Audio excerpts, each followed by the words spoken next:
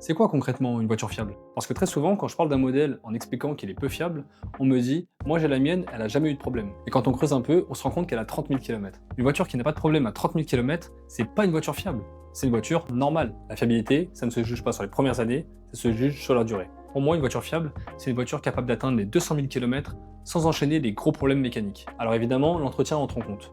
Personne ne dira le contraire. Une voiture mal entretenue peut devenir un véritable cauchemar, même si elle est réputée fiable. Mais l'inverse est aussi vrai, et c'est là que beaucoup se trompent. Certaines voitures dites peu fiables cassent même si l'entretien est parfaitement réalisé. Vidange fait à temps, entretien suivi, usage normal, et pourtant les mêmes problèmes reviennent. C'est exactement pour ça qu'on ne peut pas résumer la fiabilité à une question d'entretien. Quand on dit qu'un moteur est peu fiable, ça ne veut pas dire que toutes les voitures vont casser. Évidemment que certaines passent à travers les gouttes. Mais ce qui compte, ce n'est pas un cas isolé, c'est la moyenne. Si sur 100 voitures, une proportion importante connaît des casses lourdes avant les 150 000 km, alors le moteur n'est pas fiable. Même si certains exemplaires atteindront facilement les 200 000 km. Un PureTech à 200 000 km ne rend pas le PureTech fiable par définition. Il prouve simplement qu'il existe des exceptions. Et à l'inverse, un problème ponctuel ne suffit pas à condamner un modèle entier.